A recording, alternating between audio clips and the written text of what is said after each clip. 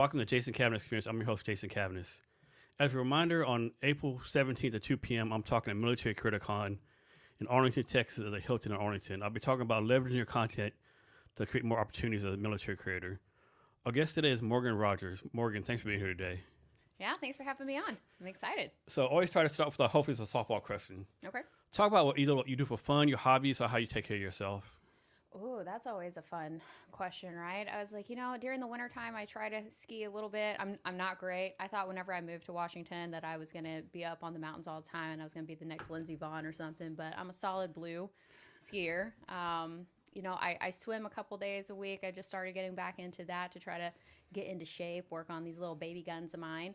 And, I'd like to go on a hike and get outside whenever I can. I think that's really important here in Seattle, especially whenever it's like gloomy and stuff, is to just get outside. I know whenever someone says like they don't go hiking, like, well, you've probably been living in Seattle maybe less than a year. Yeah.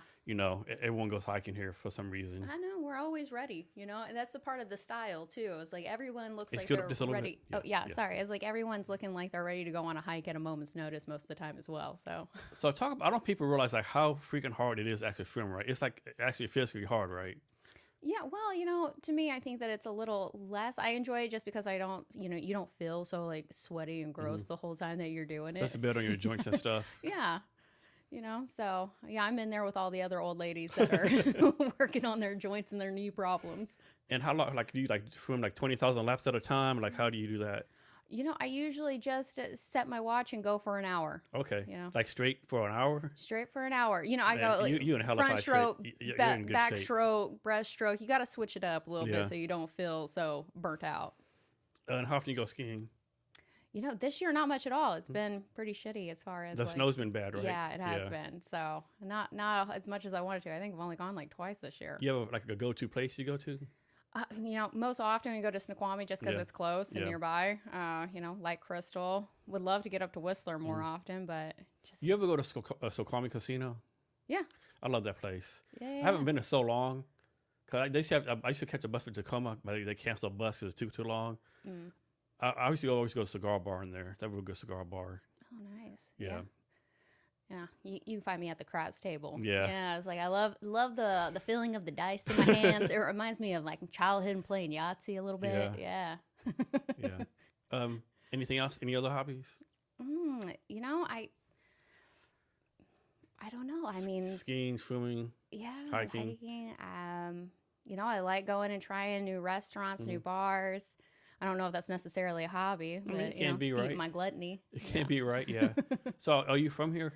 Not originally. I've been out here for about 10 years from Oklahoma. Okay. Yeah. Because you went to Oklahoma State, right? I did. Yeah, I got my master's from the OU. Oh, boo. Yeah, boo, boo. So you born and raised in Oklahoma? Yeah, it's born and raised. Yeah. Okay. So what you work out here? Just a job or something, or? No, I just wanted a big change. That's a hell of a change. Yeah, I was like, you don't get much more different in Oklahoma than you do at Talk Seattle. about a culture shock. Oh, for sure. Oklahoma kind of conservative, traditional. You don't see a single cowboy walking around here. No, you don't.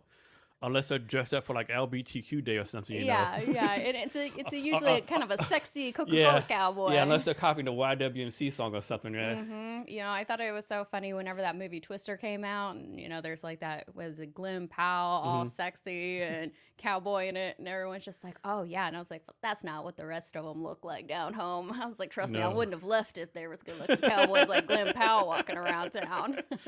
Oh man, that is so funny. And how long you been skiing? I started, I don't know, it was a little less than 10 years ago. Okay. Yeah, I was in college, I think, at the time, and they were going spring break in Colorado. So I started trying to give it a shot every once in a while. Didn't really get too into it. Of course, living in the plains, you don't have an opportunity a whole lot. Not many, yeah.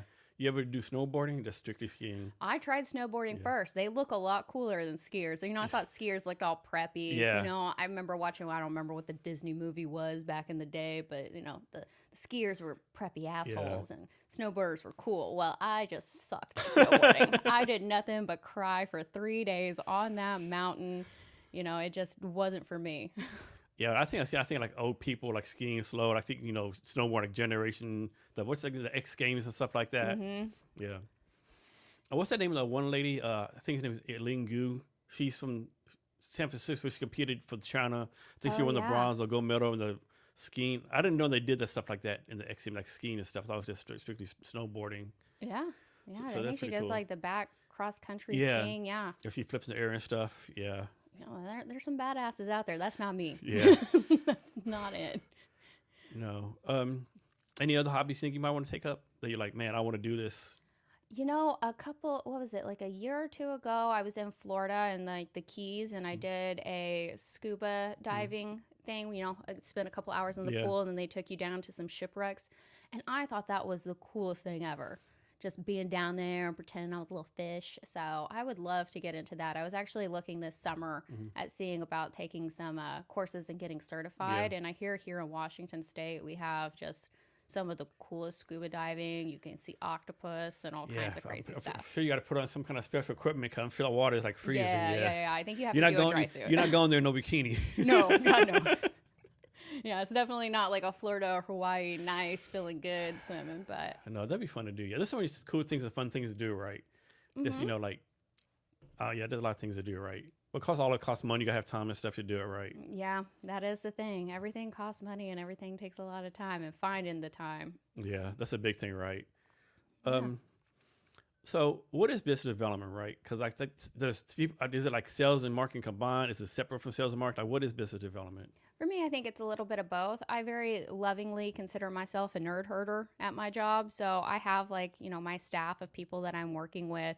They are technical accountants. Some of them are pretty stereotypical, and it's my job to make sure that they've got 40 hours of work every single week. And I do that by fostering relationships with other people in the market. And I do that through attending events, calling up people, building out that COI relationship. So that's where I think of like business development is I'm just really building out our business and bringing in new clients, fostering those relationships. And, business grows naturally due to that. I'm guessing there's no way this can be a 9 to 5 job, right? So you're probably going to work in different hours, like maybe noon to 8 o'clock. You have events to go to. Like, how do you do your work schedule? Yeah, I mean, every day is a little bit different. Like tonight, for instance, I'm going to an event at 6 o'clock. I probably won't be done till 10. So yeah, it's definitely not a 9 to 5. It's just trying to find the right kind of balance for doing everything. So, there are the days that I work from home and I'm just on Zoom calls, meeting with current clients, prospective clients, my centers of influence, my networking partners. And then there are the days that I'm out in the field, meeting with people, having coffee, going to events. So yeah, every day looks a little different and my schedule is going to fluctuate a bit on that.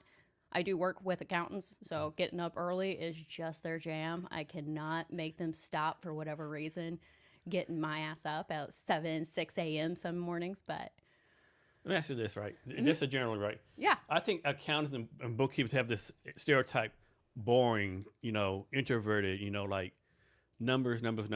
You seem kind of extroverted, seem full of personality. So how do you like communicate with these people, right, on their level, so to speak, if that makes any sense, right? Yeah, well, I think everybody wants to be heard and listened to. And sometimes, with introverted people in general, I think that they're mostly, it's not that they don't want to talk to people. I think sometimes it's just that social anxiety of taking that first step. So I think it's just meeting people where they're at. And not all accountants are, the stereotype. You definitely have the fun, outgoing ones as well. So I think it's just a mix, and it's always meeting people where they're at. So talk some about how you work with founders, operators, and investors to connect them with the finance professionals. Yeah, so I think that's one of the areas that I really enjoy working with folks is in that startup space. They're building something out and they are really working hard to develop that product, and that's their focus, their vision, and doing accounting and finance is not where they need to be spending their time. That isn't, the best use of their time. So we really come in on that fractional basis to figure out what they're needing help with, especially whenever you're going in and fundraising for the first time. You have to have clean books. Your investors are going to want to see what their ROI and when they're going to make their money back. And quite frankly, if you're going and presenting, you're going to look at projections, valuations, pro formas, and having those numbers that actually make sense. I can't tell you how many startups I've met and they go, I've got the next $1 billion idea. And I go, okay, well, don't go to an investor saying that, because everyone's like throwing random numbers like $1 billion out there. It's hard to take you seriously. So let's find out what the job market actually looks like, what you actually would be worth, how much you want to ask for, because there's also that situation when you're raising money and you go, well, someone's going to offer me $10 million. And I go, okay, well, on your next raise, do you think you're going to be able to do 20? Like, it's kind of figuring out those types of things and working with those startups to make sure that they are hitting their benchmarks in a proper way that makes sense from a financial standpoint, and that they're not growing themselves into a bankruptcy type of situation. Because I've seen that too, where startups are wanting to compete with Google and stuff. I had one that they were bringing in masseuses and stuff, and we came in with our budgeting and Buzz Killington attitudes and go, you can't afford this, you don't have the runway to keep on doing all these great things. They go, well, we're not going to be able to compete with so and so. It's like, you're not going to if you're out of business either. So how about this? I'll make this up. Mm-hmm. Someone comes to you and said, hey, we have $1 billion business. Yeah. We're gonna sell ice to Eskimos in Alaska. Yeah. Do you I'm obviously not crushing anyone's dreams, but do you kind of okay, let's look this from a business perspective, or how do you kind of break them down? Okay, let's relook this. Well, sure, you have to do that as well. And there are times that you go, I don't know if this is going to be a good fit for what we do, because I don't think that we're going to be able to provide any value to something like that. So initially when we're coming into any engagement, we're going to be looking at their pitch decks, their business plans, having them walk us through what they have and why they believe that they have something unique here. And of course, it comes down to can you afford the service? Are we going to be able to make these introductions that we feel like the business is valuable? Because if you're spending money on consulting services, you're going to want to see, you're wanting to get that capital. And if I don't feel like I can confidently get you there without you just spending a bunch of your money to pay my fees, that's doing nobody any good. Can somebody be too early or too late to use y'all? No, I don't think so. I think on, accounting and finance, you're going to need it sooner or later. If you don't need it now, you might need it later. I think on the earlier stage, there is a lot of it that can be done by a founder, quite frankly. It's just more of training them to properly track and utilize and have those guardrails on. So I've had people where they're just getting their QuickBooks set up, and we're as simply as setting up their chart of accounts, training and mentoring them to do it themselves, because that's going to be more cost effective than us doing it, especially if you don't have very many transactions. It really doesn't make a whole lot of sense. And then hopefully that you'll come back to me whenever that you do get more volume in transactions and things get more complicated and you're ready to move that off your plate. On the flip of that, yeah, I've worked with some pretty large corporations as well, doing various projects. It's, maybe they're acquiring a company, maybe somebody got pregnant and they're going to be on maternity leave. They need to upgrade their systems from QuickBooks to something larger. So there's always things that we can do at any stage of life of business. You're always going to need accounting and finance in a business. Yeah. So you might not be able to answer this, but there's there's QuickBooks, I think it's called Zero, Wave, all these different accounting software out there or platforms. Is any one of them the best, or are they pretty much all the same? I think all of them, well, I think QuickBooks and Zero are definitely kind of the bigger standouts whenever you're talking about, early stage companies, and they can ramp up pretty far.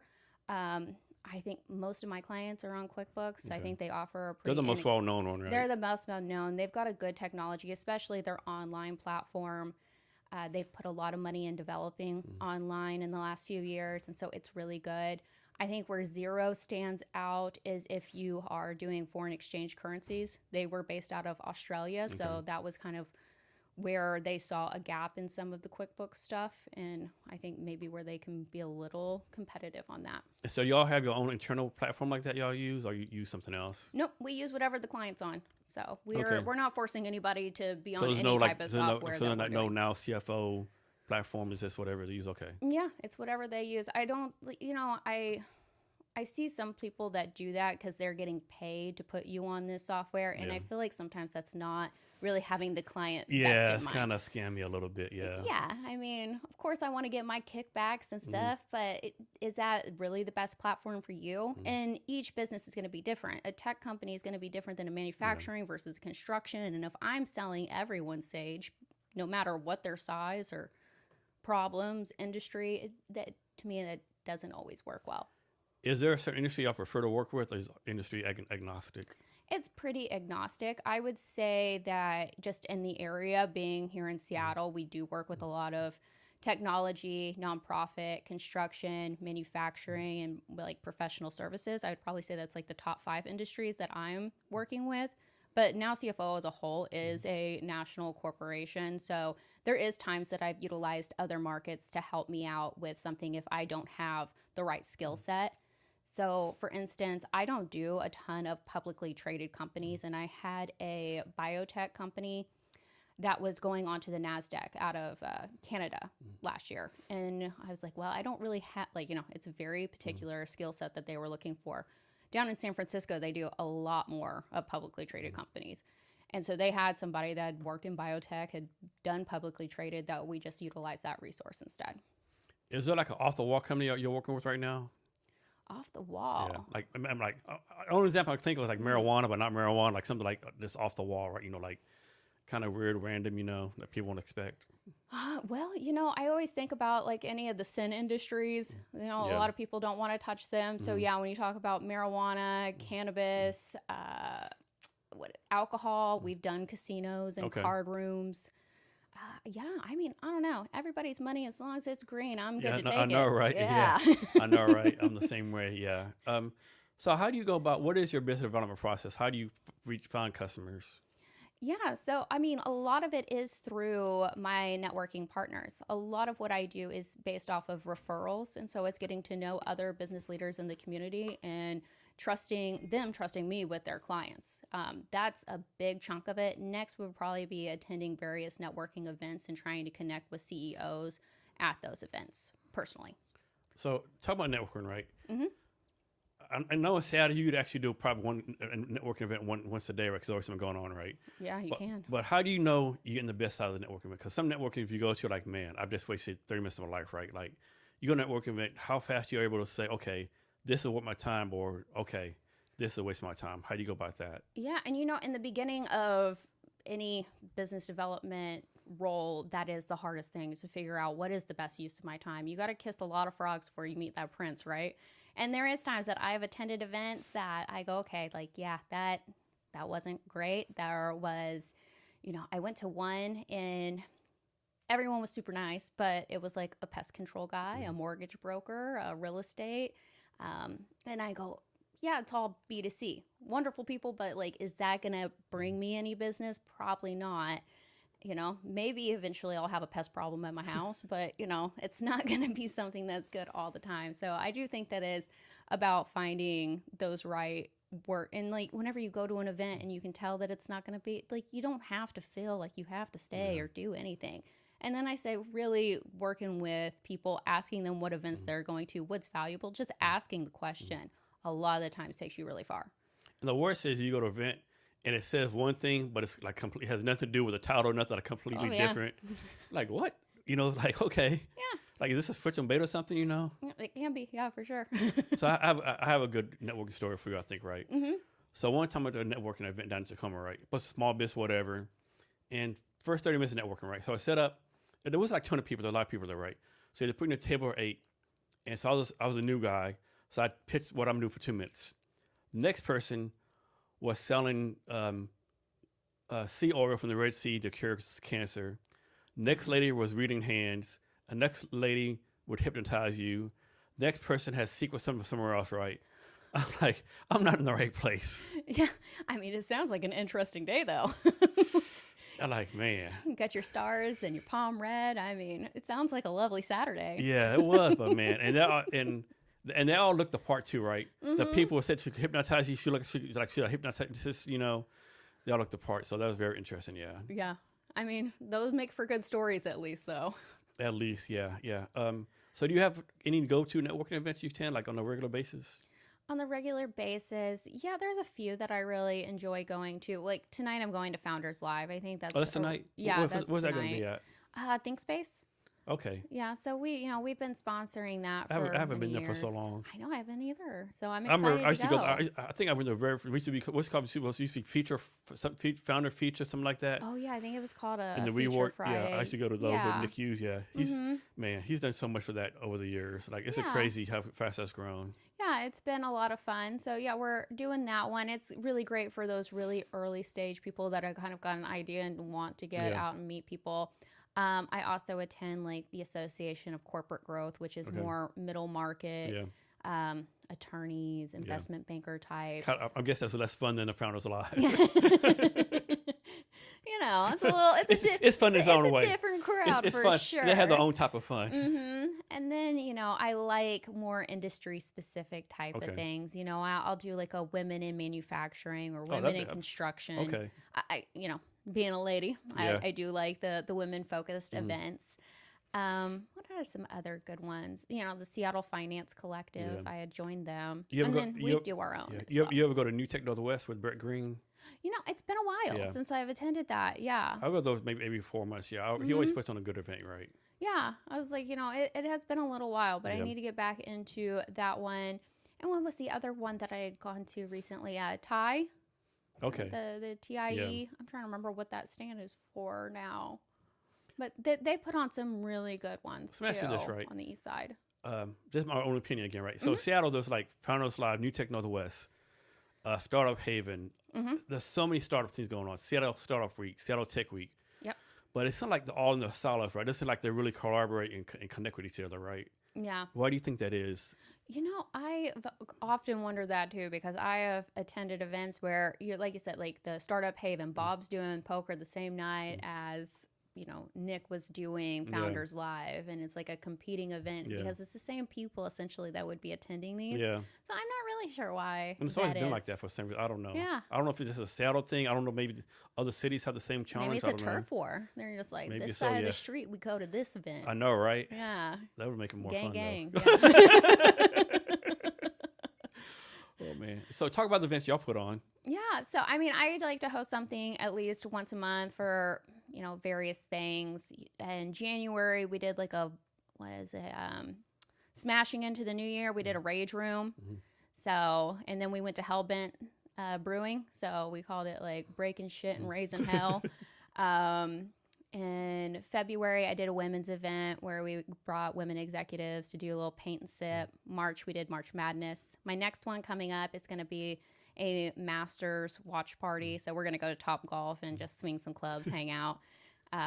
For people that are into the Masters, that's great. If you're not, it's totally fine too.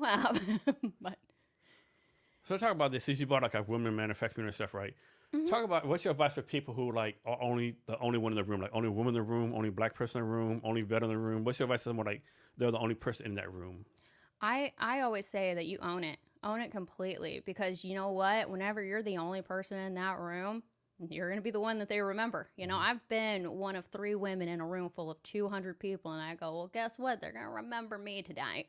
Because there's not very many women sitting around in this place. So I try to use it to my advantage as much as possible. But it is intimidating. It can be, you know, whenever you feel like outnumbered or, you know, it can be daunting. But, you know, it's kind of that fake it till you make it. I know it's like the classic everybody always tells you, but you act like you belong there. You act like you're the most important person there. Yeah, I agree. I always tell people, like, you're the only one person in the room, use it for your advantage, right? Like, I can tell college students, you know, go to, like, a Chamber of Commerce or a Rotary Club. You're the youngest person there, they're going to, like, notice you, and they're going to want to talk to you, right? Yeah. And I think that whenever you see somebody in that room that is the only person of, you know, it's important to take that in and notice that. You know, I remember I went to a Black Excellence event, and there was, you know, maybe like 3 white people in the room, and they made a point. They go, okay, you see our few allies in here. Now take this in and remember this moment, because this is what it feels like for us sometimes attending these events and being like one of maybe the only black person in this room. So just being aware of those types of situations and how other people can be feeling in those moments too, I think is really important. So the events y'all do, like, how do you make sure people come to, like, you like post on social media, like, how do you advertise your events? Yeah, well, you know, I send emails out to folks. I've got like a Luma page that if people register, I just start trying to get them back into that. I do try to post on LinkedIn. I need to be way better about LinkedIn. I'm like notoriously bad. But yeah, I have a hate-love relationship with LinkedIn. On LinkedIn, like, they say post there, but only post once or twice a day. Suppose you post once or twice a day, you cannibalize your own stuff, you know. Yeah. And then what gets me about social media, like, LinkedIn, Instagram, like, someone will put on LinkedIn, do this and that. last time I checked, you don't work for LinkedIn, right? Yeah. So like, how the fuck do you know? How you know? Like, how do I know this is accurate, right? Yeah. Just 'cause you didn't experience, just because you work for you, don't mean it's gonna work for me, you know? Yeah, but see, I see people that do so well with their TikTok, Instagram, Yeah. LinkedIn, and I go, that is an area that I really need to improve on, because that is how we consume content these days, right? It Yeah. is through these different avenues, and I do feel like I'm letting some money on the table by, just being like, oh, I got to do another post today. Yeah. And who wants an accounting post? Who's going to read? Like, you got to really do, I think I have to do something very unique and different to Yeah. get noticed on social Yeah. media like that. Yeah, I definitely say it's harder for accounting people. Yeah. What up? We're so cool. Yeah. Check out this post about budgeting. Like, it's a unique crowd. That's so funny. So, do you have anything to do with like actually hiring the accounting people? Yeah, so we do have an accounting department a recruiting department out of our headquarters. They will, go through and interview, do the initial. Managing partner, he does more of the technical skill set, and then I get brought in to make sure personality wise, I'm selling these people essentially. So I want to make sure that they're not complete weirdos, to be quite frank. And that's going to be the situation, because for me, we're pretty much always being interviewed. I'm always looking for another client. That means that we're interviewing for another job all the time. So I just need to make sure that they're somebody that I feel confident in their skill. I feel confident in who they are, and that I can sell their skill set and them as a person to work for these companies. Have you watched the movie The Accountant? I haven't. Oh man, you need to watch. I was gonna ask you. I I was gonna ask you. You hired that guy right there. Badass Ben Affleck, right? Yeah, Just yeah. going around. Yeah, but he's kind of he has ADHD, like 10,000 level. No, I haven't seen it. It is a very popular movie in the accounting world, because I have said I haven't seen it, and every time they're just like, "Oh no, it's such a good one." It's like their claim to fame. It's just like, no, we're badasses. Yeah, I don't know about that one. Yeah. So someone uses CFO, right? Mm-hmm. Is it like 40 hours a week they work for the company? It's like more of a consulting thing, more advice, or just it's case by case basis? Everything is a little case by case. So the people on my team are actually full time with us, and then they go and contract out for various companies. Sometimes it is full time. More times than not, it's more fractional. So they might be doing 2 or 3 days here, 2 or 3 days here. A CFO will have less clients than, say a bookkeeper or a controller level person, because they are a part of that strategy. So they typically will have maybe 3 clients that they're working with in a month, maybe 4. But they're kind of just splitting their time. Can you break down in high level what a CFO does, a comptroller, and accountant does? Or what they're supposed to do? Yeah, of course. I think that is one of those areas that I have to educate people on all the time, because an accountant is an accountant, right? So to me, I think of it like a car. A bookkeeper is the wheels of my car. They make everything go. So they're the execution of accounting. They do AR, AP, putting everything into your accounting system, tracking it, expenses. So really the nuts and bolts of things. A controller is my rear view mirror. So they're looking backwards. They're taking all of the historical data up till today to tell me exactly where I'm at. So I think of a lot of analysis. They're closing out your books. They're giving you your cash flow forecast. They're giving you some budgets. They're just telling you really what the key performance indicators of the business and what's driving it is. And then a CFO is the windshield. They're going to be your forward thinking. Where are we going with the business? What's next? So if that's raising capital, that's growing into other markets. Are we going to go international with this? How are we going to grow? Is that through acquisition? Is it through private equity? They're going to be a bigger strategic mindset. And then next, you talk about at what stage, this is a startup, they're supposed to pre-seed, right? Mm-hmm. Tell me about at what stage they should look at bringing on each one of these people to their company. So I think it depends on the complexity of their business, and do they have, how many transactions and revenue is coming in. I work with some startups that are, pretty small. Like they're not doing a whole lot as far as revenue, but they're doing a lot of transactions, and so they need a lot of that coded.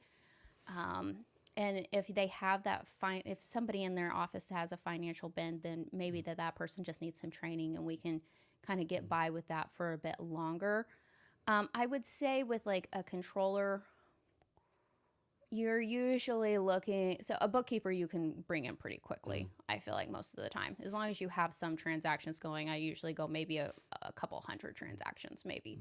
Makes sense to start bringing somebody in, or even earlier just to set up the QuickBooks accounts.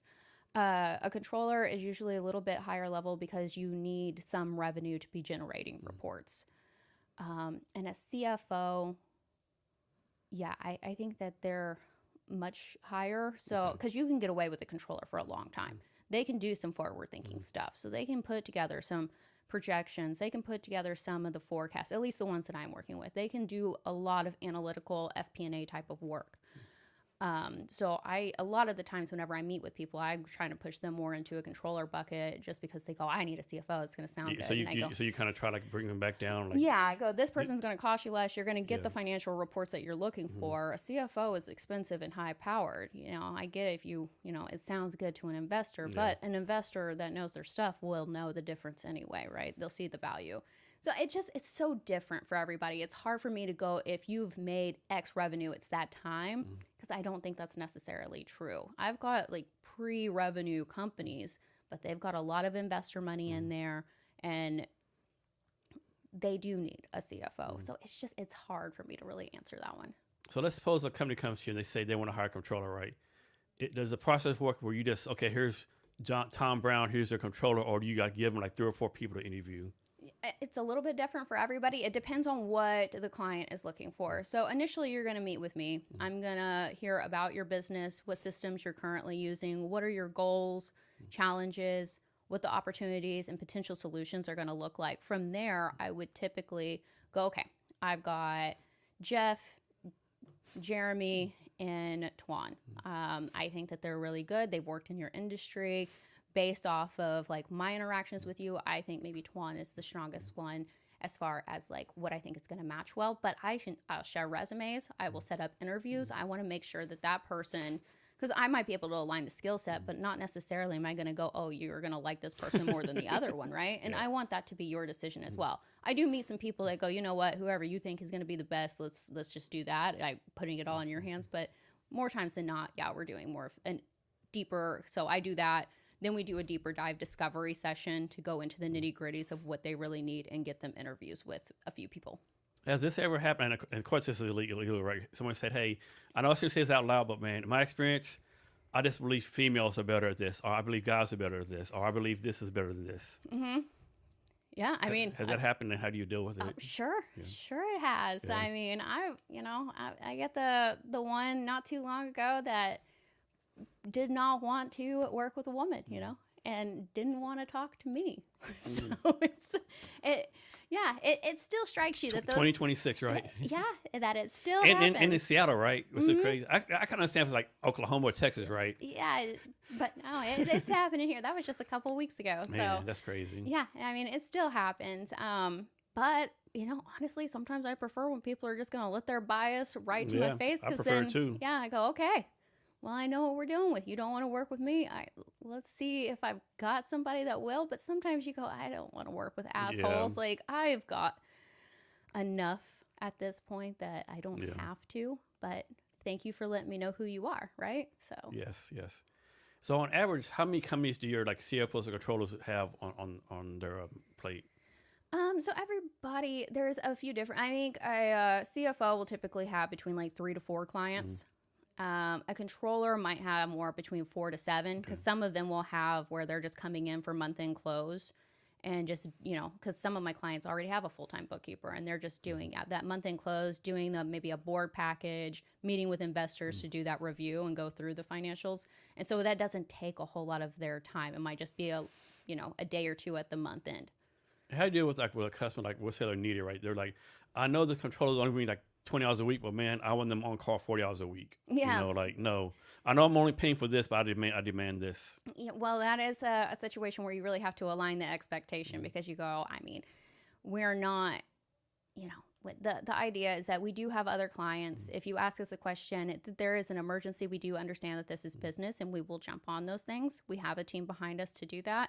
A policy is that we will answer you within 24 hours, but no, I mean, we can't be just answering a phone call every 10 minutes, right? That does get out of hand. So I've had to sit people down before and go, this is not a reasonable expectation to be just peppering constantly, them with a phone call every 10 minutes for something that is not, a bleeding of a situation, right? It's not an emergency. We need to find a better way to communicate these things. Has this happened? Like, I'll use a controller again, right? Mm-hmm. A controller for a company, and the company comes to say, you know what? Tom Brown is such a great person. To let you know, we're going to make him an offer to come work for us and steal him from you. Yeah. I mean, they can try. Yeah. In our agreements, we do have a non-solicitation clause, and so it's 100% of the first year's salary. Mm-hmm. So it's pretty steep to try to steal from me. Mm-hmm. I would say if it was a situation that the client really wants them and my consultant really wanted to go, it doesn't make a whole lot of sense to handcuff people. Yeah. We'll negotiate it. But generally, whenever I am recruiting people to come work for us, it's people that have worked at the top of the corporate gig. They've worked the 60-hour weeks. They've done that, and they really want to work with small to mid-sized businesses to provide that value, get to work with different people, different revenue sizes, different industries, and that's what is exciting to them. They're burnt out of doing the other stuff. So that's what's more appealing about working for us and doing that consulting. So I'll follow up on that, right? Why would somebody want to work for you versus working for corporate or having their own gig or own freelance? Why would somebody want to work for you? Yeah, I think it is. I think it's about that variety. I think it's about having work-life balance as well. I really do. Whenever you're working with us, you can work 40 hours a week. You are incentivized. Like, we'll pay you extra if you want to work more than that. I'm all for that. But it's not a requirement, right? And so I think that's what's appealing. It is working with different industries, different people, and being able to provide that value. Sometimes when you're working with a company that's 70 million and they're just plugging along. I have a controller right now that was the situation. They didn't want to grow anymore. They were happy with where they were at. But for my person who's wanting to grow and keep doing new things, doing the same thing month in, month out, it gets redundant, it gets a little boring. And that's the person I'm really wanting to work with. It's the person that likes to build and grow things and keep going to that next level, and somebody that wants to help other companies do that. And the reason that, I think there are a lot of people that go out on their own, do the single shingle gig, because that's what they want to do as well. Again, I've picked up some folks that did go out on their own. It's doing the business development they didn't want to do. And then they realize that you have to do a whole lot of that. So working for us, I go, well, I'll bring you clients. We'll pay you a salary. We'll give you a 401k and, benefits, all that stuff that you would get for working for a company. But you get to work on the types of clients that you want to do, and I'm going to bring them to you. So how do you find these people to bring them on? As far as like my consultants go? Yeah. A few of them are referrals from other consultants that we had worked with. One was a former client. We actually worked her out of a job. And so whenever we were done, we took her with us. But there's a lot of those types of things. And of course, we have our recruiting department as well that we go out, or I get introduced from people all the time as well, that know of people that are moving or going to something different, or they're burnt out of their job. I actually see that with CPAs quite a bit. After a few busy seasons and maybe they're starting a family, they go, okay, I'm kind of done with this. And I go, well, the dark side of operational accounting is very lovely. What's like the most junior people you bring on? I guess you don't bring on people out of college, do you? They have to have like 3, 4, at least 5 years experience, I'm thinking. Yeah, we are looking for people usually with quite a bit of experience because they might be the only person working there, right? Our bookkeepers could be the only accounting staff that this company has. It could be a mom and pop shop, right? And so they're not going to be able to just be a data entry person. They need to be able to read a financial statement, to red flag things if necessary. So they're usually, even my lowest levels have been accounting managers and other roles before coming on to us. How about this? Like one of your controllers or one of your, whoever it is comes to you, right, and say, hey, I love working with XYZ company. They're great or whatever. But it's still like whenever I give them financial advice, they do the opposite. Yeah. Like, do you, because like, is there any risk you take for them not doing what you say or advise? You just, are you like, okay, we gave you a recommendation. We've documented what we said. You did the opposite thing. If your company fails, that's on you. Yeah. I mean, you're the CEO of your company. It is, your decision at the end of the day, how you want to run the business. It's our job to give you our opinion and the best financial information so you can make that decision. Yeah, if you want to do something what if they different, say, that's even though you give them the right advice and they do opposite and they like do something and something bad happens and they say, well, it's their fault. They're all finance people, right? oh yeah. Do you like then? Oh, hey, no, here's the fucking receipts, you know. Well, Here's the receipts. yeah, and you have to be a little delicate because Yeah. people, like, their businesses are their children, and nobody wants to hear they got an ugly kid. That's just the matter of things. So, I mean, yeah, we try to document it. We try to keep our heads cool whenever we're talking with people. But, yeah, I mean, there are people that are going to want to throw you under the bus. Sure. Like, hey, dude, we told you 9 times not to do this. Not to do it. And 9 times you did it. And, the 9th time you got caught, Yeah. That is what it is. As long as they're not doing anything illegal, though, that's where I get a little more. Yeah. We have to push back on that. We go, no, we're not committing fraud. I look great in orange, but I'm not doing that with you, my friend. So how do you deal when there's like a conflict, right? When your finance person says, hey, I'm not saying they're toxic, but we just don't have a good work relationship. You just find a new person to go there? Or Yeah, I can. We can switch out people for a better fit. Absolutely. Like, how about this? Like, the person works for you. Hey, this ain't working out. You go to the CEO, and the CEO, what? I think she's the best person ever. Like, I love working with her. I don't know what's going on. I had no idea, Yeah. I mean, I guess I haven't really had a whole lot of that. I'm usually pretty ahead of it. I've had a couple where, my accountant, the client was not great with his communication. Like, and I'm talking like cursing and yelling and being a bit vulgar in the office. And she was just like, I can't work like this. I'm not okay with this kind of communication.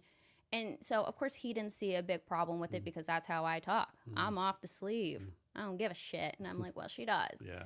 And we have to have a realistic conversation about that. And maybe she's not the right fit. Maybe we need to get somebody that is okay with this type of attitude. But she's like feeling like it's abusive at this point. And so, we did pull her off of that and got somebody else in there. But I don't deal with that a whole lot, honestly. That's good. Yeah. So, like, you have someone doing a finance job at some company. What's your metric of success for that person doing that job for you? Well, I do check in with my clients pretty regularly just to ask them how that is going. So that's kind of how I'm checking success, is going in, and if they go, yeah, I love working with Eric, or Debbie's the best. And I give that feedback on a weekly basis, that I'm meeting with, our clients on a weekly basis, and I tell our team on a weekly basis of the good things that we're hearing. I think that's more important than anything, is to hear when you're doing a good job. And you don't always get the pat on the back. Everyone gets told you're fucking up, Yeah. No one gets told you did a great job. No. And, that's what you need to hear. So what's like there's all these financial metrics out there, finance KPIs. What's the number one KPI metric business owners like really be keyed in on? I think the cash flow forecasting is really where you need to be. We do a rolling 13 weeks, so you can see a whole quarter out. And I think a lot of people that we work with, we always recommend that they bring that on if they're not already doing that and getting it dialed in. Because if you're looking to make a strategic decision and you're looking at going, I need to buy this equipment and it's going to cost X and I didn't plan for it, and now we can't make payroll, that's a problem. And it's one that a lot of companies actually deal with. So I go, if we would have had this and you would have seen that, payroll's coming up in 2 weeks, maybe I can't afford this piece of equipment right now. We could have done this over time, versus being in panic mode and how we're going to, are we going to have to get a bridge loan to make it through with some super high interest rate? Those types of things become more avoidable. Talk about this. Like, a company brings like someone on, do accounting, right? And I think a lot of small business owners are like, okay, Tom Brown's my accountant, and they completely trust Tom Brown, right? Which may not be a good thing, right? So how does a company bring on someone to do all the finance, but still have systems set in, like maybe a check and balance, Oh, yeah, you definitely need internal controls. I think my first week on the job with NOW CFO, I am green, new, and we're going into a business to let them know that their accountant of 18 years, who's also a close family friend, has been stealing the whole time, embezzling from the company. And it's a very tough thing to swallow. It was like she didn't even believe it at first. We had to like show some documents. That's part of what happened in the accountant movie. Yeah, I mean, just didn't want to believe it. You know, she got very emotional. It was like, you know, this woman comes to my kids' birthday parties. I go, well, yeah, and you just bought her a new car. Like, Yeah. This is hope she got your kid a nice ass present because yeah, she's using your money. Yeah. She's using your money. Yeah, and unfortunately, those things happen more often than I would like to admit, quite frankly. So I do think that it is worthwhile you need to have those controls in place. If you need to have multiple people involved, if you only have one accountant, then you need to be overseeing, you know, writing off things. You should, your accountant in no way should be a signer on your bank account. I am so even shocked I know, when I even see that. even I know that. Oh, I see it though. Even and I they know go, that. I go, why? Or, you know, they're approving their own pay. Like I've seen that where I go, okay, you approve their pay from now on. Maybe they can approve other people's pay, but there has to be some balances in place. And I always tell people, I was like, there's plenty of consulting groups like mine out there. We'll come in and do that kind of just general discovery. And like we usually do 2 hours for free. We can do a bigger consultation and see where things are at to make sure that there's other areas, like kind of like a mini internal audit. But you should do that, you know, pretty regularly to just avoid those types of things. Unfortunately, you can love somebody, but that temptation sits there, and some people just can't fight it. They can't. No, they can't. No. So, what made you get involved in this type of business, right? Well, I'll come and say one day, you know what? Let me find the most boring career in the world. No. You know, it was a bit of a left turn for me. Whenever I moved out to Washington, I was looking for a new gig, and a recruiter actually reached out to me. I grabbed coffee with the managing partner. So Bill Sablon, he just moved up here from Oregon and was starting his own office and needed somebody to help, you know, spread the word. And, you know, he was just really nice. And I was like, okay, well, let's see what this is about. Like, you know, accounting, I don't know. Maybe I'll do it for a while and see. But it turned out to be something that I really enjoy. I'm like coming up on I'm over 9 years now working here. And it's one of those things that, yeah, maybe accounting isn't like super sexy, but a lot of the people I work with are really interesting. And I'm not working the standard 9 to 5. I get to work with a tech startup one day, and then I get to work with a, you know, $400 million manufacturing company the next. So to me, and the different personalities and the different things I get to do, I wouldn't have gotten to do otherwise. I wouldn't have had the experiences or the relationships without it. So at what point did you realize that you're kind of good at this, right? What happened, or when did you realize, you know what, I'm pretty good at, you know, connecting people, you know, doing business development. Like, when did that kind of kick into you? Gosh, I think, you know, I started going to these events, and when you start getting recognized all the time, or, you know, I'm from small town Oklahoma, like, you know, I moved to Seattle thinking I was going to be anonymous forever. And actually that was kind of appealing to me. I was like, oh, I'm just going to be like, you know, a woman on the street. But I was walking downtown one day, and somebody recognized me on the street, and I go, oh, well, I am really networking around here. Like, it's, you know, if you're noticed at this point. So you said a company cannot be too early to reach out to you, right? No. I mean, I think that there's always value in having a conversation. If it's not the right time, I'll tell you that, right? But it's good to have that connection already in place. So what problems show up when companies do decide to wait too long? Things are really messy. Yeah, it just gets, you know, QuickBooks is one of those things that you can set it up, and it's pretty easy to set up, but it's really easy to mess up.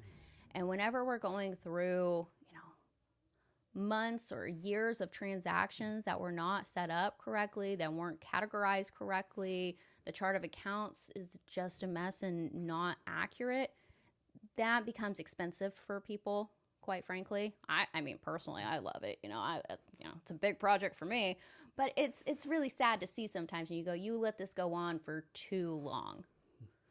So instead of Washington, they just passed what's being called this millionaire tax, right? Yeah.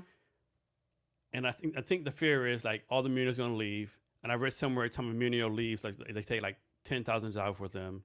And probably the bigger fear is like, okay, you say it's millionaires only, but we know 10 years from now, it'll be income tax across the state, right? Across the board. Yeah, I'm waiting for the income tax. Yeah. How does that affect business, right?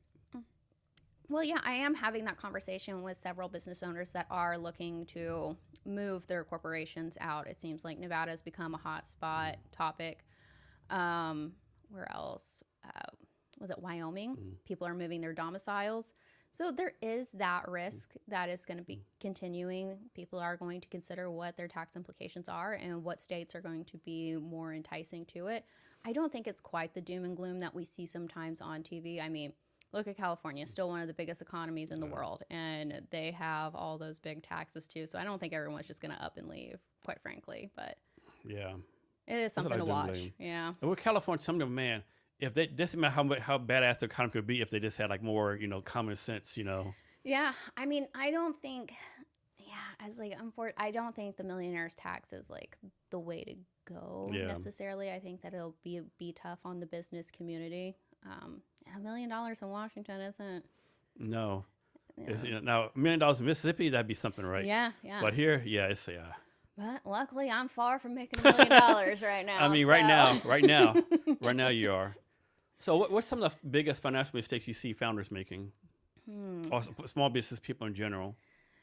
Yeah, I think it's the cash flow is one of the biggest mistakes that people will make, is just buying and spending based off of their bank accounts. Yeah, that's the biggest issue I see. They go, I got money in my bank account, so I must be making money. And I go, that's not true. Or knowing how much their products are worth sometimes. Like, what is your revenue model? Why are you charging that amount? Why are you doing that price? And it's just like, it just seemed like, just felt right. And you go, I think your gut is worth it. Your gut's gotten you this far, but let's be realistic. Let's put some numbers behind it. Maybe we're leaving money on the table, opportunity on the table. And that's going to help us grow and expand quicker. So how would you do this, right? So there's a person I know, the person had a restaurant, right? And they great food, right? But they run a business, right? It turns out like that, like they weren't tracking cost of goods. Like they didn't know how much they were spending, like vegetables, drinks. Oh, well, especially in restaurant, COGS is everything. Yeah. I mean, I definitely, those are one of those things that if you're not tracking it, it doesn't matter how good it is. You don't know how much you're making. You don't know how much to sell your products for, the food particularly, the waste that you're having to throw away because you didn't look at how much you were preparing. So we're just throwing money away at that point. And an industry like a restaurant is thin margins to begin with. What are some resources out there for business owners? I think really valuable is to get yourself a coach and do peer-to-peer mentorship. I think that's where you really can learn a ton. There's groups like Vistage that I think is great, but making sure you're in rooms with other CEOs that are at the same level as you or higher. I think you should have both. I always find, like, even in my own personal life and like friend groups, right? You got people that are on your level, but I want people that are higher than me because that's somebody that's going to motivate me to keep doing better as well. So I think it's important to surround yourself with that. Is business and personal credit the same thing, or those two separate things? Business and personal credit. Oh, well, I think more and more these days, especially if you talk to bankers, they're asking, like, whenever you're got your business credit, it's getting tied to your personal quite a bit. They're looking for personal guarantees a lot more than they were maybe like 10 years ago. So especially for a newer company, I think your personal credit will have an effect. Yeah. So talk about how you scaled the Seattle office by over 500%. Not 5, not 50, but 500%. Like, how did you pull that off? Oh, man. I think it was just like really the hustle. I had to have 20 meetings with people every day. So I am shooting for, well, not a day, sorry. Like in a week, I have 20 meetings with different networking partners, between 4 to 7 potential new clients, and about 4 current clients. And then I usually attend at least 3 events a week. So I'm just out there pounding and trying to make sure you know my name, my face, you think about me whenever something comes up. But it's just consistency, just constantly being in touch with people and making yourself known out there. It pays off eventually. So let's say there's a business you want to reach out to, right? So you're doing the research. You're like, okay, revenue, yes, this, yes. But then what might be something that comes up? You're like, okay, that's a red flag. I'm not going to reach out to them. I'm trying to think of the last real red flag client that I had. I think red flags usually are in the form of whenever they want me to do everything for free. And that's usually one. I've got this great idea and, we're going to pay you, just not right now. But it's going to be huge. And I'm like, oh, I still have bills to pay though. Yeah. Like, Are you sure about that? Are you sure? You're sure it's going to be huge, Yeah. And, some of them will, right? There is somebody that is going to hit it big. Yeah. And, there are unicorns out there. We live in Seattle. Yeah. There, think of what it would have been to have been that early Amazon investor. But yeah, I know there's a story out there. I don't know if it's true or not. Worse, I guess when Facebook first started, Mark Zuckerberg wanted some kind of painting. And he told the printer, I really can't pay you. I can give you like 0.0%. He said, you know what, I'll do it. That ended up being like fucking like $53 million or something, Yeah. I mean, that's like, playing the lottery, right? That is. That is really playing the lottery. Yeah. So for me, 90% of startups fail. Sorry, but that's just the facts of it. And so for you to go, yeah, but I'm not going to be able to pay you. And I want you to work, like 20 plus hours on this financial modeling for me. And you go, that's a red flag to me. Yeah. Or if you say that you're worth $1 billion, that's automatically red flag. That's your like pet peeve right there, right? I can't stand it. Or if you're comparing your business to another business, if you cannot tell me what your business is without saying the name of another business, I hear it all the time with, we are going to be the Uber. Yeah, that's a big one, right? Yeah, we're going to be the Airbnb of next thing. And I go, okay, you can't tell me what you do without describing another product or another company. That to me is a red flag. So talk about how you use a relationship first approach and how's that better than traditional sales tactics? I don't think people want to be sold. I mean, how annoying is it to you whenever you go you get a phone call that you didn't ask for? And I find it annoying to be spam called, or, I think everyone thinks of I'm out and you kind of have that salesperson following you around, bugging you. I think that nobody wants to be sold to in that kind of way. I think that they want to have a relationship. They want to feel like you care about them and that you have their best interest in heart. So I think once you have that solid business relationship, things are just more organic and able to grow that way. It feels less sleazy. Yeah. So do you do any like cold calling, cold emailing, anything like that? Yeah, a little bit. Not as much as I used to whenever I was first starting out. I did a whole lot more of that. But yeah, I do think that there is different marketing campaigns from email and cold calling that are definitely beneficial. So back to networking, right? Define what is good networking from your point of view. To me, a good networking is that I'm at least connecting in an event with 5 people that I really wanted to talk to that has a really good synergy with what I'm doing. Maybe the relationship isn't right now, but for me, there are the networking partners that are going to bring you the most business. So for me, I work a lot with CPAs, people that are doing tax returns and audit preparation, because they are already speaking my language. They already know where their clients are and where they might need some management help on the accounting side. Same thing with attorneys. I know that they're going to be a top referral partner for me because if they're helping a company structure and build contracts and they'll know about a capital raise situation before anybody else, they're usually the first trusted advisor in there. And business brokers are another really great one because, again, they're going to be involved in like the buying and selling of a company. So they'll be looking at the financial information. In private equity, another really solid one. Anybody really touching financial information or needs financial information to make their job work, I go, those are the people I need to be speaking with. So it's knowing who is bringing you business. And I think tracking that information is something that everybody should be doing within that, is where am I getting leads from? And knowing that and making sure that whenever you're going to an event that you have those people that you're going to be connecting with. This is one of my pet peeves. Like you go to a networking event and you see Tom, Mark, and John, right? You know they're best friends. Yeah. But they're like in a table just talking to each other like, dude, you're not fucking networking, right? No. You just having a friend reunion, right? Like go meet other people, right? Yeah. That another thing I hate too, like suppose me, you, and Bill were talking, right? And some random person comes up with this, hey, I'm John, blah blah, this interrupts her, right? That's my pet peeves. That's one of my pet peeves too, Yeah. But sometimes you have to interrupt a conversation to get in there. Yeah, but sometimes at least wait 5 seconds, right? Sure. Well, you Just can don't walk also up. Just read walk the up. Hey, room. Yeah. Just walk up. Hey, I'm. Yeah. No, there's definitely a little bit of an art to it. You can't Yeah. just see that somebody's in a deep conversation. But Yeah. by the way, Yeah. most important here. Yeah. Hi. Yeah, I don't know how can people improve their network, how they network. It's like any muscle. You just got to get out and do it. Keep practicing it, and making sure also that your pitch, that you know what you're selling. You're selling yourself. Yeah. So make sure that you know what you're there to do and what you're there to talk about. Because if you're fumbling around and not really sure how to describe what you're doing, then that kind of falls flat. I've had that before where I'm talking with somebody and we talk for 10 minutes. And I still have no idea what that person does. Like.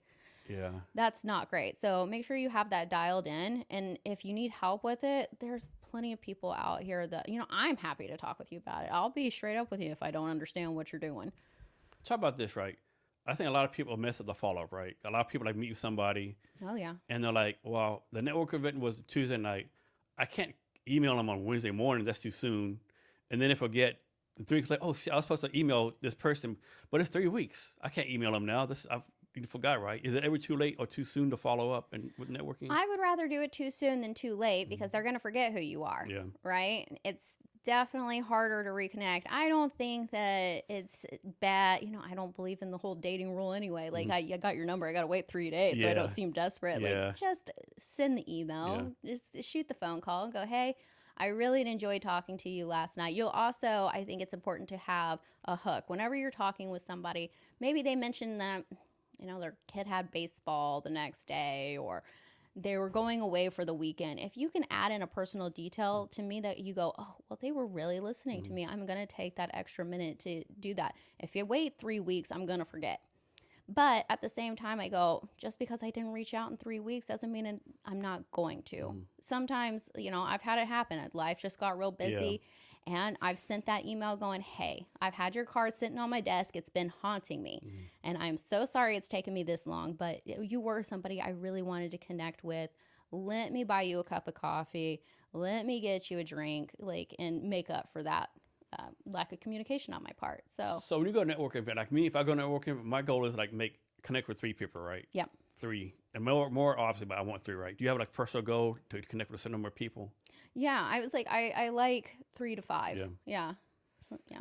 And then I'm making this up. Like, suppose this is the month of March, right? I'm making this up. Suppose on March 31st, you're like, okay, I connect with 100 people, right? As you go there, okay, I have 100 connections. Is it convert 5 of them to customers, 3 to customers? Do you think that deep about it?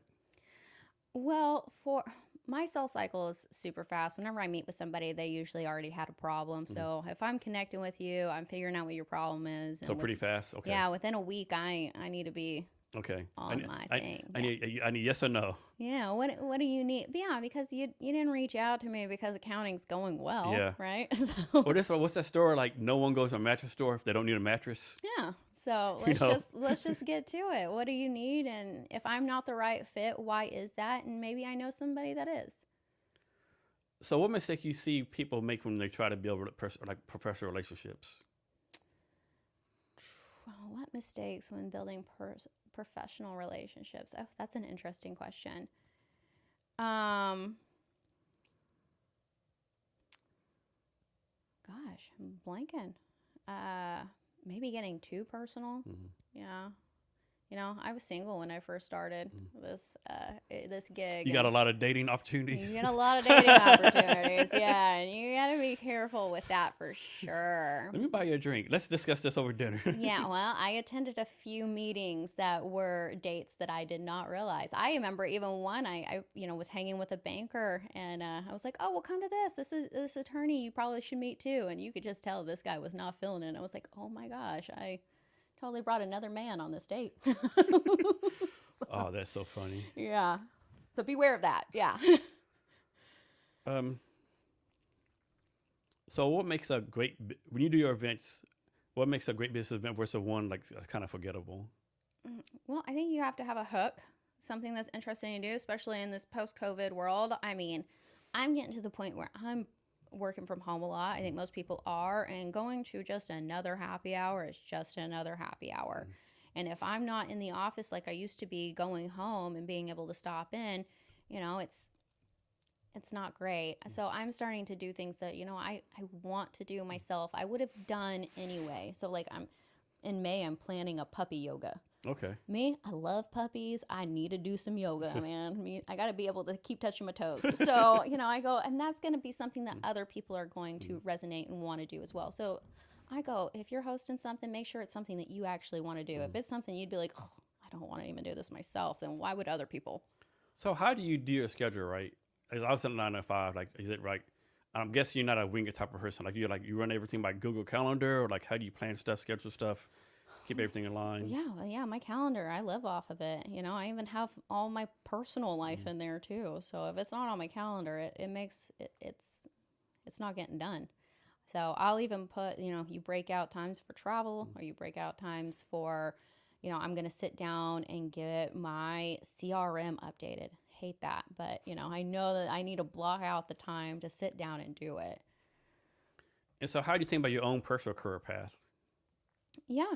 So Like you want to be a VP of business development for Microsoft one day, or maybe not Microsoft, but I think or that's always an interesting question. And things that I think about quite a bit of, like, what is next? What is the next thing here? It would be, maybe to open up another Now CFO office somewhere else and so continue to grow out is that like team. a franchise model or like a It's corporation? it's a corporation. Okay. Yeah. But there's branches everywhere. Yeah, there's different branches. So. And you only involved in Seattle, you're involved with other branches too. Mm-hmm. So just Seattle? And just Seattle. I mean, I work with the Pacific Northwest a little bit more, and then I have regional calls with the West Coast, and then I have one with the business development team for the whole country. So I am trying to connect with everybody, and there is different career ladders as far as going corporate, and if you wanted to oversee all the business development people. But I don't know if that's really the way I want to go.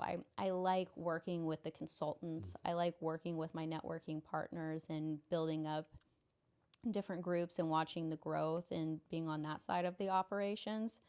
So maybe eventually it would be more of, doing maybe another office and just growing it out. So how about this? Like, I'm guessing like most people, it's going to fall off real fast. Oh. Yeah. It's like most people, they have like 1 to 10 priorities, right? How do you make sure you do priorities 1 through 3 versus priority 10, 15 or whatever?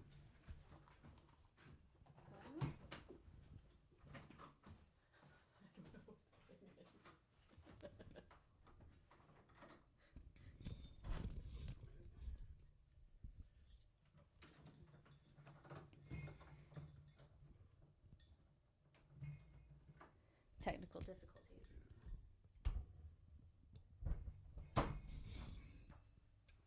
Okay, so the question was aligning priorities? Yeah, like suppose you have 20 priorities or more, and most people, they tend to like work on 18, 19, 20 because it's easy to do. How do you make sure you focus on like 1, 2, 3 versus something easier? Oh, yeah, well, yeah, I think get the harder thing done quickly, right? And then that night I'm working late to get the easier ones done. And then I am big within my emails. I have folders. Yeah. And I go, okay, these are the ones I have to get to today. These cannot wait. I can't do it over the weekend. This needs an immediate reply. But I'm a big fan of do the hardest thing first. The other ones. You're one of the few that do that, I think. Yeah, you got to. I mean, even if you got to force yourself, So suppose there's some founder out there, small business owner over there, and they're struggling financially. What's the first thing they should do? Well, besides hire you, of course. Yeah, of course. Like, just come on over. We'll discuss it. I think it's, trying to remain logical about it. It's a very emotional time whenever you are strapped for cash and you go, what am I going to do? Am I going to have to fire everybody? Where are we going to make the cuts? And it's a tough thing not to get emotional about. But that would be like step one, is to just take a breath. Everything will be okay. Even if you end up failing it, things will be okay. And I know that's not what people want to hear in those moments. I've dealt with people that are going through bankruptcy before, and we're doing a complete restructure, and, it does feel like their life is falling apart, but, it's not. And if you have to go through that path, they get back up. That guy that did go through the bankruptcy, he's got another business that he's starting now. So, I mean, I think we were all raised like bankruptcy is bad, but then it's like, but then why are all these rich people going bankrupt, right? And it's like within 6 months to have the $1 million again, right? Like what am I missing, right? yeah, I mean, it's, I think it's that entrepreneurial spirit. It's not something that can be taught. It's something I think people are really born with when they're real entrepreneurs. It's that, you get knocked down, you get back up, So when should someone close down the business? When should someone stop?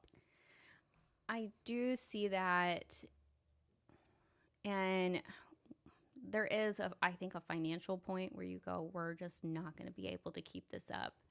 And then we need to really have a conversation about what it would look like to close these doors or potentially sell this company to somebody else. I had one where it was a family-owned business. They were losing money. It was just going down. And they were either going to have to close the doors, but then we go, well, you could sell it. Maybe your family doesn't own it anymore, but the brand continues to live on. What is more important to you, to keep that control or to give it to somebody else and continue to see your products? It was a consumer product good, so they were selling into stores. It's like, you'll still see it. Maybe it wasn't you. And I know that sucks, but these are the conversations to be had. Is that a big thing right now where like a lot of baby boomers, they want to retire and give the business to their kids or grandkids, but the family like, no, I don't want to do that crap. Yeah, it's becoming more common. And the baby boomers are like, what do I do with my business? Mm-hmm. Yeah. Like I built this for my kids, my grandkids, they don't want it.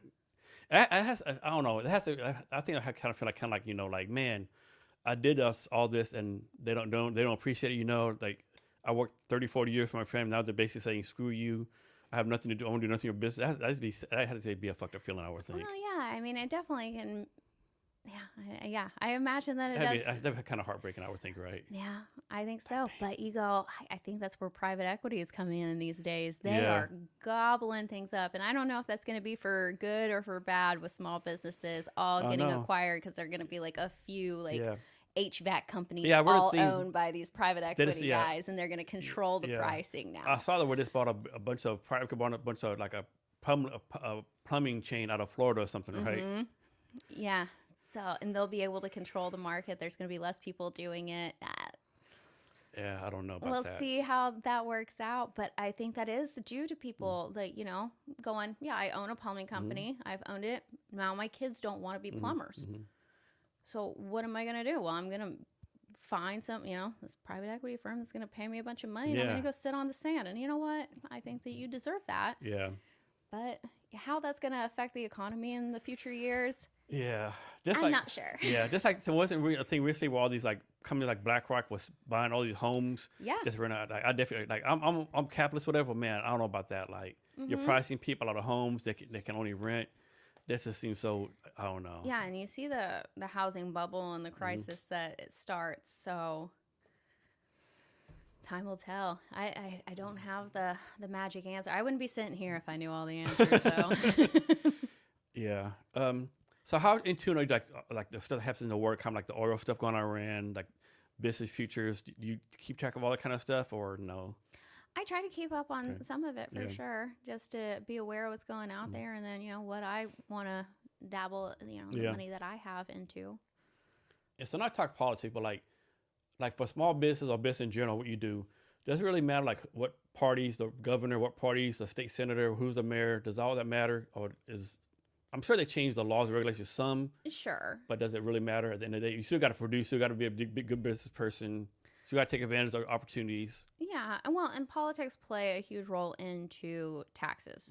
So I think that's the biggest thing that you'll see is what that tax code's going to get changed to. And, like you said, the millionaires tax, but also last year we had the Washington state tax changes on top of the big beautiful bill. And so there was some significant changes, and that happens usually every 4 years, depending on who's in office and where they're going to be making the cuts and to where. Republicans usually cut more on big business, so like the top, and then they expect for the trickle down economics. Democrats don't usually do things that way. They're more, I think, they want to tax more on the upper class. So I'm not sure who's doing. Maybe I don't want to get too into my personal belief on it. But it definitely does affect business. It does change depending on the industry and how that party feels about things. Like, you're seeing it particularly right now with the Republicans and AI, and who's going to be able to control that, who's going to be able to make the rules on that is definitely going to be affecting legislation. And so, yeah, it naturally seeps over. So what's a skill you don't have that you want to learn? Ooh, that is an awesome question. I've been trying to learn Spanish. I want to be able to speak another language, be able to, I think that would be great for business too, to open up a whole new, market of people that I could communicate with.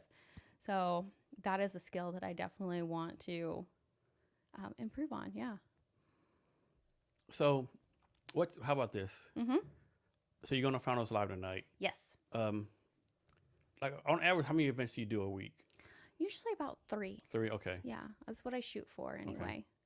If I'm not even attending one, I got to do one, but I shoot for 3. And how do you make sure you don't overextend yourself? Well, that's the hard thing not to do, especially if it's, late night events. I usually can only do one of those. It's trying to have a mix up of different ones. Like this week, I went to a Women in Banking by the Risk Management Association, and that was a luncheon. So, and then tonight that was yesterday. Tonight I'm doing Founders Live, which goes till like 9 o'clock, and that's if you don't go to the after party. I forgot about the after party. Yeah. So, because then you're out until at least like 11. Yeah. And if you're going to the after, no. But, yeah, I know, right? It depends on how late you want to do those. And then I have like, early morning, like, usually I do a lot of like economic events as well, like economic update forecasts. And those are usually morning events. So I think it's just making sure that you can't do everything. Yeah. You're not Superman. Don't try to be. Like, have some balance in your life as well. And I do try to look at like my weeks and go, okay, well, if I'm going to Founders Live tonight, I'm not getting up for a 6 a.m. panel. Like, it's just not doing it. So today's, I think, March 26th. Fast forward to December 31st this year, December 31st. What needs to happen between now and December 31st for you to say Morgan Rogers had a successful year? Whew, well, I got my revenue goals, my new client goals. I need to be signing like 1 to 2 new clients a week to hit my goals. So that's what I'm tracking at the moment. And so I'm just kind of looking at, okay, am I doing that? And so to me, I try not to think of like the end of the year. I'm trying to think this week, what can I do this week? I can bring in 4 new leads and I can close 1 client. And if I do that consistently, just focusing on right now, by the end of the year, I'll be there. I don't need to stress too much. I just need to stress on the one day at a time. I'm very much one of those people that believe in the present. I can't control what happens in 6 months, but I can control what I do today. So let's suppose next week you close 8 clients. Do you then say, man, I can take a break? Or you're like, man, I got to fucking be on the ball no matter what? Yeah, no, you got to just stay on the ball. Okay, you got to stay hungry and hustle and stuff. You got to okay. keep it up because that's a bigger paycheck. Let's just keep on with that money. Keep momentum and stuff. Yeah, because the moment you do let off, because I think we've all been guilty of it. I've definitely been guilty of it. And I go, okay, well, well, now I haven't brought anything in and I'm kind of sweating, And I was like, shit, man, the corporate overlords are going to come for me. Nobody wants that. I like when people are going, well, you're doing really well. What are you doing? Yeah. Versus like, what the hell happened? What happened to all the business? Why is it dried up? I had that like, COVID and stuff where you're just like, shit, I'm so scared. Are there certain months that you get more business, or is it pretty much even throughout the year, or is like some like dry, high areas, low areas? Yeah, no, we stay pretty consistent throughout the year because we're doing more of the management side of consulting. I would say though that we do have a pickup at year end because everyone's trying to close out their books and get ready for taxes. And so that has a bit of an uptick, just closing everybody out. And then Q1, and even then you're doing like your budgets. You're going, okay, this is what we're planning for next year. These are the new initiatives. This is what we're going to change. This is what we're going to do different. This is how we're going to grow. And those new projects come up and they start kicking off in Q1. You'll see a lot of people that are switching their systems and they want to go live in January. So we'll have that Q4 really, I think, gets a bit hectic. Has it ever happened? Hopefully it hasn't. Someone comes to you, hey, we want to hire you, but like the FBI's about to come arrest us all for fraud and all this kind of crazy stuff. IRS coming for us, but here, can you fix it?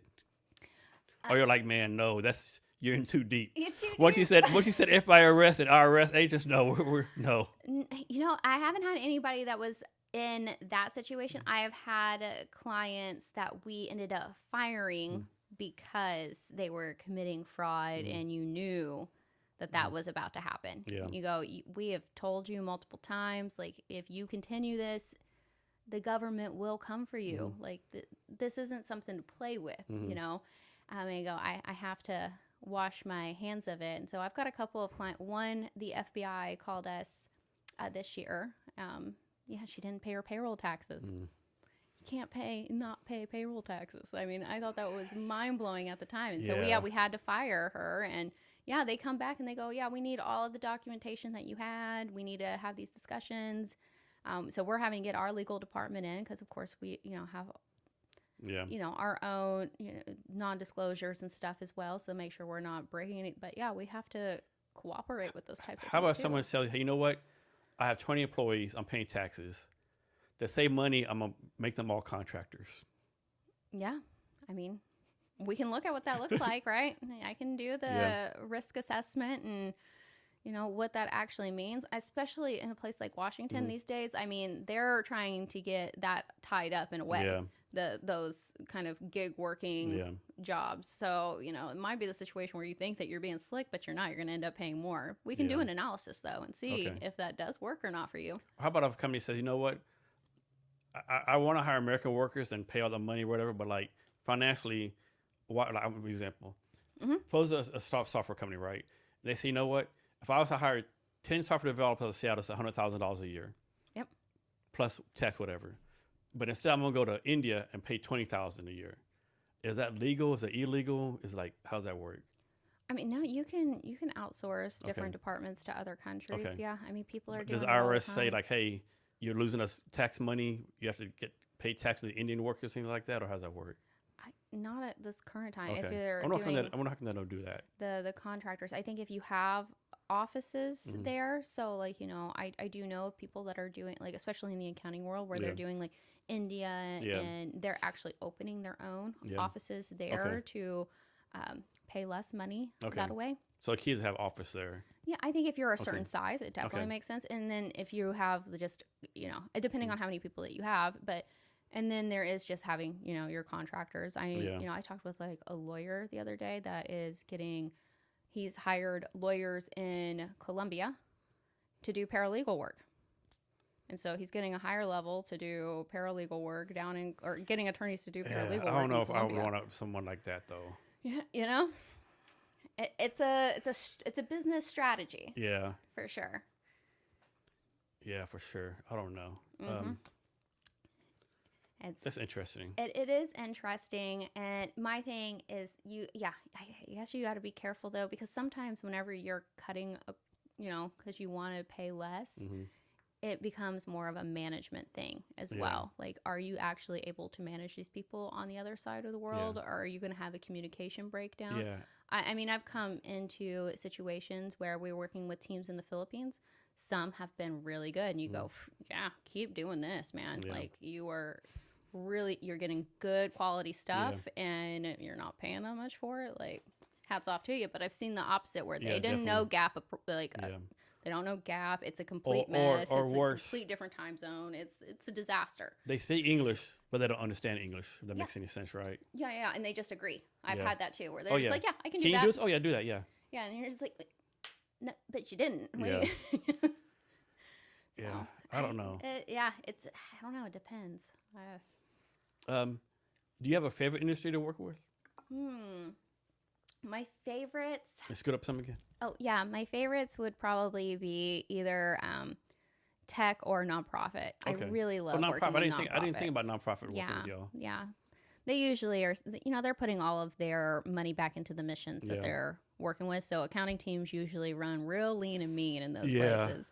Or maybe, somebody like is, a banker is on the board and they've been doing the accounting, which has worked for a while. But now we're getting to that threshold that, we're being audited. because they and you have to say where money is coming from, especially if you're getting funding from the state or the federal government. So those are really like the people that you work with in nonprofit are some of like just the nicest people ever. Are there any startups you're working with right now that if you had the money you'd invest in? Like any startups like you were excited about where they're building, and if you could invest, you'd invest in them? Oh yeah, sure. I was like, there's always like several startups that we are working with that I really believe that they're doing something great. Okay. Yeah. What do you have personally going on next few months? On the personal side? Yeah. Personal or professional? Oh, like, let's see. I know you got puppy yoga coming up. Yeah, puppy yoga. I've got Top Golf coming up. So those will be fun events. So I'll have to get you some invites. Come hang out with us. So do your events? You do them like at your office, or you go to different places? We go to different places. Okay. We usually work on client location or from home. So our office is a rather sad place. I'm not trying to depress anybody going there. I mean, there are a bunch of accountants there, I guess, So yeah, we're always trying to do fun things to kind of shake that reputation of accountants being boring. So trying to just get the community together. So those are some of the events I'm going to be doing. Seattle Startup Week. I'm hoping to put on some events for that. Okay. Maybe do some capital raise stuff. July. I want to say like the 27th. Because I did an event for Seattle Tech Week last year. It was like last week, July. Yeah, I think it is again. That's what I was talking about some earlier day. Like, we got to start doing events like winter time, right? All these events, like 20,000 events in June and July, right? Yeah. But nothing in November, December, January. I understand the weather sucks, but man, because in the summertime, everyone competes with events and stuff going on, right? It's like we got to start doing something in the wintertime, I think. Oh, man. My favorite event that I did last year was in October, and I'm going to be bringing it back. We did a business horror stories. And so I had a CEO, a CFO, an attorney, and who was my final? An investor. And they all told stories about what didn't go right. And I think that's where people really learn. And we did it around Halloween. We did it in an old haunted house. Well, it's not haunted, but it looked old and haunted to me. And so it was a really fun thing to do. And so I'm hoping I'm absolutely bringing that one back. Yeah. So how do you do this, right? Like, suppose you dealt with someone, right? And I'm not saying they're shady or whatever, but you don't want to deal with them again, right? They're like, no. Yeah, I definitely have worked with some shady ones. Another relationship says, hey, Morgan, I'm working a deal to work so-and-so. You like tell them this person not a good person to deal with? You're like, no, that's on them to learn. It's not me. My place is getting involved with that. I have to be careful about what I say in those types of situations because I do sign NDA contracts. Okay. So I can't just be like, ugh. You can't be out in the open like. Yeah, not too much, but I mean, especially if you're one of my friends and I've been working with you and be like, oh, Yeah, like they like, what do you think about Jason? No comment. And that's usually enough, to be quite honest. I wouldn't do that to you, but usually if somebody doesn't have anything to say, I think that speaks volumes. Well, my thing is like if you email someone, hey, so and so like Tom Brown reached out to me. Jason, call me. Yeah. When they say like call me, that's the indicator. They don't want to put on email or text, whatever. LinkedIn. They say someone says call me about someone, say okay. I already know. Yeah, because I'd probably be like I can't speak on that. And like if I'm saying I can't speak on it, you should be like, yeah, that's not good. I know, right? Yeah, but most part of the Seattle community is pretty good. I mean, there's always a one or two. You're like, man, here's one for you. It's like there's all these people want to give you advice, right? Yeah. And I'm not saying anything about like giving you bad advice. But maybe the advice from 1983 is not the best advice today, right? How do you like go decipher all this advice you're gonna get as an owner and go with the best one? Oh, that is a really interesting question. Because that's like $1 million in itself. Because you can get all kinds of advice from everyone, and you can't be listening to everybody all the time. It would do you a disservice, quite frankly. And I definitely have seen some pretty archaic things when it comes to accounting and finance. I literally saw in like an 80s based DOS system, and that accountant working there was so against bringing in any new technology. And if we did, she was going to quit. Well, she quit. Yeah. Because we did.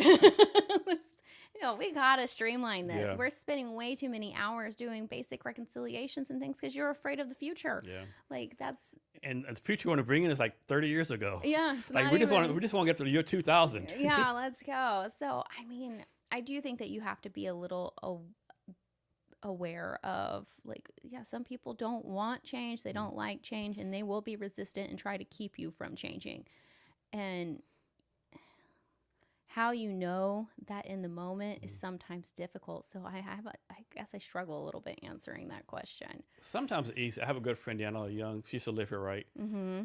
And she met this business person one time, right? And we were hanging out, whatever. And so it was the business meeting was somewhere. I went somewhere else. I got some coffee. And 30 minutes later, she came back. You know what this lady did? What? She said, I needed to pay her $10,000 a day so I could hire to be her business coach for the year. And she didn't want me to leave. She like almost tried to kidnap me, right? Oh. I'm like, what? $10,000 for 1 year up front. And, Yeah. and this first time I met her, yeah. She tried to say, yeah. So that's the worst case scenario I've seen, yeah. Yeah, that's bold. Yeah. That's a sales tactic for sure. I don't know how that would work. Yeah. But I don't know. But there's some good coaches out there. They're good people, yeah. yeah. But the challenge is like, how do you find the right one for you, right? Yeah. Well, and I think that you should talk to multiple people. You should never go with just the first person. And I even say that with myself. Like, I totally support you doing your due diligence. Yeah. Talk to other people, and I want to be able to show you why I'm the right fit. And I think you should do that with anybody that you're working with. You shouldn't just take somebody's word for gospel because they say so. So why should someone bring your company on? Mm-hmm. Well, I do. I think that we've got great people. Like, I think that we have a really strong structure. So, whenever you're getting us, you're not just getting that person that you're directly working with. All of our staff accounts are overseen by a controller. All the controllers are overseen by a CFO. All the CFOs are directly overseen by our managing partner. And then you are assigned a dedicated project manager on your account. So if there's ever a situation where, one of our people goes on vacation or is out for maternity leave, or maybe you're just not getting along, or you get a bill and you're like, I don't really understand how these hours crept up on this financial model. Can we sit there and chat about it? You have that flexibility and people behind you that can deal with that. Or if there's a question that your consultant doesn't know, we've got over 500 people across the country. Somebody somewhere is going to be able to answer that question. And you're not paying for all of that back end administration stuff. And a lot of other competitors in our market don't necessarily have that structure. If you are a single person on your own, not trying to knock it, there's some really great ones out there, but you don't have that backup. So if that person goes on vacation, then what are you doing for the next 2 weeks? You're kind of SOL. And then the same thing with, like, if you kind of hit the amount that they know and their knowledge, and you're coming up on somebody's, they haven't done an acquisition before, and that's what you're wanting to do, well, then you're kind of limited by that skill set. So I think that's what we provide. That, and a lot of our competitors also are 1099 contractors, which you'll see folks that are generally more on the retired side. So again, like, maybe you're getting really good service, and I think a lot of those people do offer a lot of expertise, but are they with it 24 hours a day? Like, this is their full-time gig? Maybe not. So how much attention that you get could vary. And so I think that's something that we do different. What's the difference between like an accountant and a CPA? So there is the difference between management accounting and financial accounting. So management accounting is more of the day-to-day of your business. Where am I at today, this week, this month, this quarter? And a financial accountant is like your CPA. They might tell you where your business is at this quarter and what you're going to pay for taxes and what those implications are going to be, but they're not going to be working with you on day in, day out type of stuff. They're a bigger strategic arm of things. Or even like on the audit side and you're doing financial statements. Again, it's just not with you every single day on the management side driving those business decisions. So how does one become certified? Is like some kind of test they take, some kind of school they go to? So I mean, different, like, certified in which thing. So there is, like, most of all of our accountants went to school for accounting. A good chunk of them, if you're a CFO or a CPA, usually went into public accounting and were CPAs. I've got several people that were auditors or tax people, and then they went into industry and started working into various industries as either a controller or a CFO, and then working their way up through corporate ladder. Maybe they started as a controller and they worked their way into CFO. So there is that. There's also people that get their degree as a CMA. So there is different, courses and continuing education that people can continue with, but not always will they keep, some of my people keep their CPA designation. Some of them, quite frankly, don't because they're not doing taxes. And so they don't stay on top of it anymore. I do think that it's more beneficial for a business to have that separated out as well. I do meet a lot of people that don't. They go, oh, my CPA can handle that. And I go, yeah, your CPA probably could, but do they have the time to pay attention to your business every single day? Probably not. They've got other clients that they're working on. And then same thing with my CFO, he could give me tax advice, but yeah, maybe, sure. But are they reading up on the tax law changes every single day like your CPA would be? Probably not. So again, there's people that do different things and they do it well. It's just like, a doctor and a surgeon or the different types of doctors, right? Like there's different specialties for different things. Yeah, it's about just having the right person for the right area. I don't need a cardiologist to tell me that I need to amputate my arm. Yeah. Yeah. So let's suppose they put you in charge of all taxes, right? Mm-hmm. What's one tax law you would change? Ooh. God, I have no idea. In charge of all the tax laws. Oh, I want a tax break on the middle class and the lower middle class. That's who I think we need to be putting more money into. Honestly, I think that's the backbone of the economy. And for some reason, I feel like every year I'm still paying and I know, right? I get no breaks at all, no matter who's in office. Republican, Democrat, I'm still paying. I go, what the hell is going on? So how often you go back to Oklahoma? Usually a couple times a year. Okay. Go visit family and stuff. Mm-hmm. Yeah, got to stay grounded. I got to go back and get reminded that I ain't shit. No. That is so funny. So you're talking about your company some, but can you go more detail, like how the company got started, what the company's focused on now, what the vision for the company is moving forward? Yeah, so we've been around for about 21 years. It was started by a guy named Jim Bennett, who was a CFO that kept on working himself out of jobs. They kept on getting acquired, and then he would go work for another company, and then they would sell. And so he just kind of kept on doing this. And I guess during that process, he was like, dude, I could go out on my own and make a business out of this. And he was like a guy with 5 kids, so it was quite the risk, So he, decided to start this business. And as he started working with other people that were doing the same thing, and it just started to grow out from there. And that was in Salt Lake. And then one of the partners decided to move to Texas. Some decided to move to California, and that's how it began. He kept his, each office was its own LLC.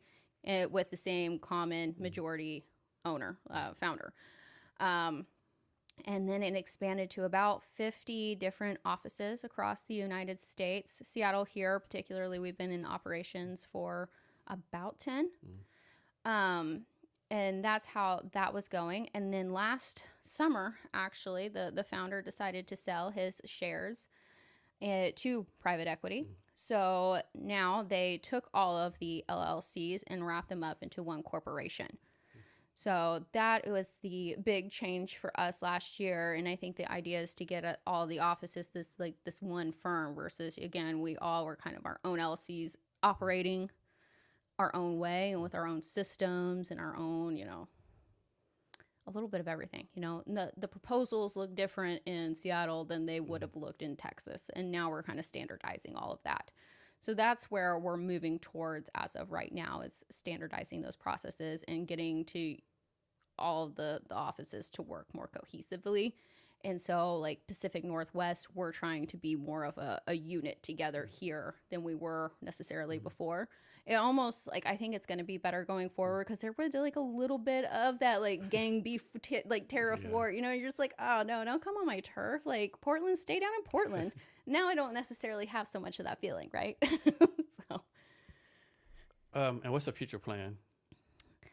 I think, we're going to continue to grow. I know that they're really interested in acquiring more companies as well. So, more people that are similar to our business model that are doing operational accounting services. So, yeah, we're actively looking to buy people. Nice. Yeah. So mainly for your accountants and finance people, but how do you go about making sure everyone in your branch is like professionally developed and ready to move on to the next thing, whether it's with your company or someone else? How do you professionally develop people? Yeah, so we do have leadership development programs within Now CFO, especially if you are interested in taking that next step and moving into maybe a director or even a partner type of role, or a market type of president. So there are those types of things that you work through. And then we do have one-on-one meetings, like I was saying, like whenever they're overseen by people. There's also mentoring for the different levels. So if you're a staff accountant that is wanting to mentor up and go into, you're looking to become a controller, that is an opportunity for you as well. And then we have a bunch of coursework and stuff available for people. How can people reach out to you? Yeah, you call or email me. My email is mrogers@nowcfo.com, or you can, hit up my cell too, just 206-566-3082. Those are the best ways to reach me, because I'll be to you within 24 hours. I'm sure, Jason, as you know, if you message me on LinkedIn, it might take me a couple weeks. Yeah. Does the name Now CFO mean anything, or is this a random name, or do you know? It means we do it right now. We're not about that later bullshit. Yeah. That's what I thought. Yeah. Is there anything else I haven't asked you yet, or anything else you want to talk about? Oh, no, I really think that we've gone through quite a bit of it. Yeah. No, this has been fun. Cool. So last thing, give us any advice or wisdom or anything you want to talk about. Ooh, advice or wisdom. I think the advice that I would give any business out there is don't be afraid to ask the question. Don't be afraid to reach out. It doesn't cost anything. Most people are willing to give you 30 minutes of their time. And if they're not willing to give you at least 30 minutes of their time, is that really somebody you want to be working with? Probably not. So I think a conversation is free. So just have the conversation. Don't be scared to be vulnerable. We've all been there. We've all messed up. Morgan, thanks for your time today. Really appreciate it. All right. Thank you, Jason.